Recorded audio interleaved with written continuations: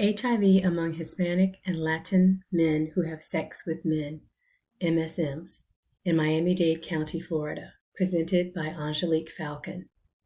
Despite advances in biomedical treatments and evidence-based interventions, newly human immunodeficiency virus, HIV cases remain on the rise with 1.2 million people living with HIV in the United States. The Hispanic and Latino populations are disproportionately affected. Miami-Dade County is one such area that has been affected by these growing numbers. Miami-Dade County is made up of 34 incorporated cities that Hispanics, Latinos, and other ethnicities call home, and who make up 67.8% of the population in South Florida. South Florida's diverse cultures and strong community heritage have delayed prevention efforts to address HIV infections in the area. Men who have sex with men in Miami-Dade have been identified as a public health problem with a reported incidence rate of 28.4 per 100,000 in the population, which is higher than the average compared to other counties in the state of Florida. The health belief model is a health behavior theory that has existed for over 50 years in public health practices. HIV interventions based on the health belief model can be implemented using evidence-based theory. The health belief model is a value expectancy model where the primary construct is that the behavior will change once the expected benefit remains by adopting the protective health behavior and subtracting the cost of changing said behavior. The intervention considers that participants will view it as a benefit versus cost comparison, with the constructs of perceived severity and expected net gains independently influencing the attempted protective health behavior. To apply the health behavior model to an HIV intervention, public health educators need to note that participants may feel uncomfortable with change, so the motivation to address beliefs and behavior must be identified early in the process. Program leaders using the health belief model need to adapt that exposure to HIV has a high threat value, and such perceived threats is what makes adopting the protective behavior important. The health belief model also incorporates the fear appeal by scaring those in the MSM population that bad things will happen to them if they do not change their high-risk behavior.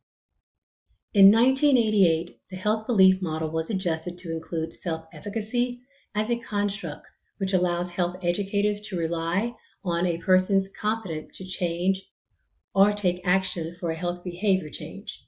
The lower the self-efficacy, the less likely a person will attempt to change if faced with difficulties. Applying the health belief model to the HIV intervention should result in participants acquiring an ongoing knowledge of how to use condoms correctly, how to discuss increasing condom use with their partners, increase their knowledge of HIV risk, increase knowledge of how to protect themselves and their partners from HIV, and increase compliance of pre-exposure prophylaxis, PrEP, or post-exposure prophylaxis, PEP, usage and program retention. The primary goal of using the health belief model is to stop the transmission of HIV. The theoretical constructs of the health belief model are perceived severity, perceived accessibility, perceived benefits, perceived barriers, cues to action, and self-efficacy. The targeted interventions will concentrate on Hispanic and Latino MSMs population in Miami-Dade County.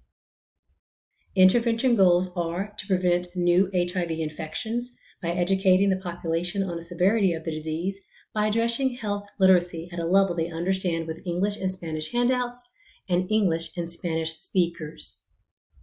Increase condom use and reduce unprotected sex with multiple partners by teaching condom use skills is considered a cue to action.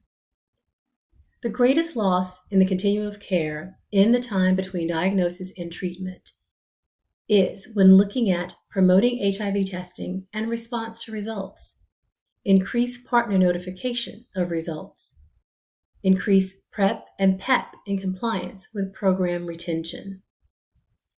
The program will apply the constructs of perceived accessibility, barriers, cues to action, and self-efficacy to address the continuum of care on a multi-level approach by providing a list of test and treat centers for MSMs and their partners.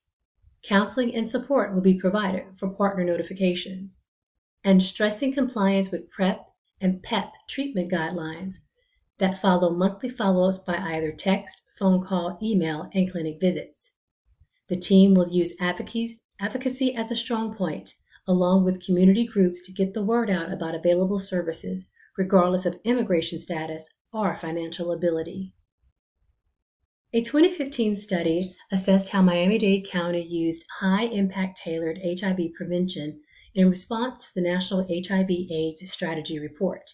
The Miami-Dade Enhanced Comprehensive HIV Prevention Plan, called ECHPP, developed and implemented a plan to identify neighborhoods with unmet needs, improve the distribution of condoms to assist HIV providers, create a new center for transgender clients, and update computer communications between the health department and the Ryan White program for faster and accurate care.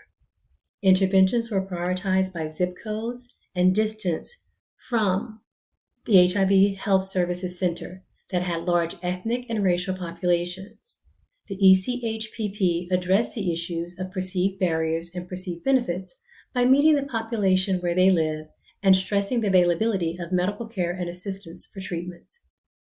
Providing a place for engagement for the transgender community that addresses self-efficacy by providing testing services, condom distribution, health care, counseling, and support groups, immigration aid, and employment counseling. The health belief model fits to ECHPP as a value-based theory. My question to my cohorts: after viewing the presentation, do you agree that the health benefit model is the best theoretical concept for HIV prevention?